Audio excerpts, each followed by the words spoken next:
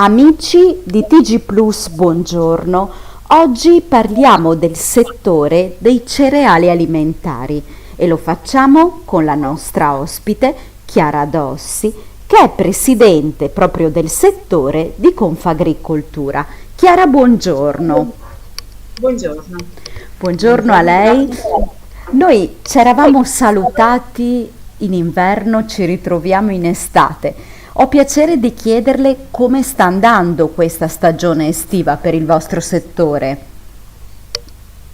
È una stagione all'insegna dell'incertezza, perché soprattutto per quanto riguarda il settore delle cereali alimentari, frumento e orzo, che sono i prodotti che sono già arrivati a maturazione e nella nostra zona e comunque più o meno in tutto il Veneto siamo arrivati ormai alla conclusione della raccolta, per cui si può, per questo settore qua si può tirare un po', si possono un po' tirare di fila della situazione.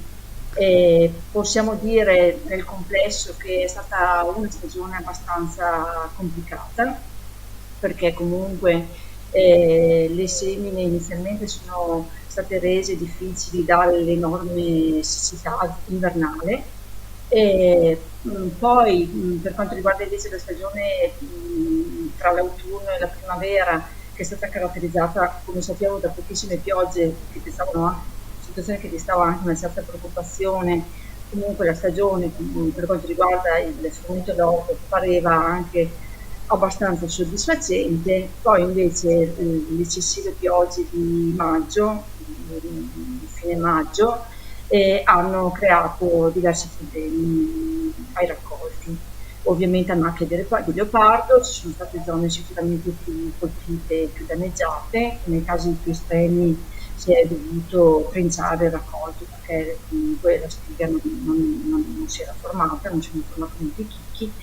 Nella maggior parte delle situazioni fortunatamente invece i raccolti sono stati salvati, però non sempre con rese soddisfacenti, rese sia in termini di quantità che di qualità. A questo si deve poi aggiungere per cui un'incertezza legata al Certo. fattore clima, che però diciamo che è una variabile che in agricoltura è una variabile che esiste, è sempre esistita e sempre esisterà. Purtroppo sì. Poi sì, diciamo che è ciò che caratterizza la nostra attività. Dopodiché è vero anche che negli ultimi anni certi fenomeni climatici si sono davvero estremitati, per cui non è possibile fare alcun tipo di previsione. Nel vostro E, settore, Chiara, le chiedo anche una curiosità. Incide tanto nella difficoltà anche reperire manodopera qualificata? Perché in molti settori ho sentito che questo problema, insieme alle condizioni meteorologiche, è una costante. allora, per quanto riguarda, diciamo, i seminativi è un problema meno sentito nel medio tempo, nel senso che comunque le aziende agricole sono normalmente abbastanza attrezzate con i dipendenti che si occupano o con i terzisti, per cui non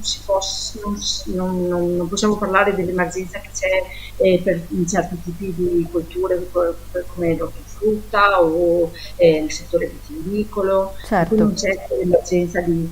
Certo, nel momento in cui dovessero esserci dei problemi con i dipendenti dell'azienda o comunque si deve ricorrere all'aiuto dei terzisti, in quel momento lì non è facile reperire personale capace, perché comunque è un settore anche questo che è in continua innovazione, per cui non è più necessario solo avere la buona volontà di lavorare nei terreni, ma bisogna anche avere delle capacità, delle conoscenze, delle competenze, per cui è un settore veramente in grandissima evoluzione, quello agricolo, anche da un punto di vista della tecnologia.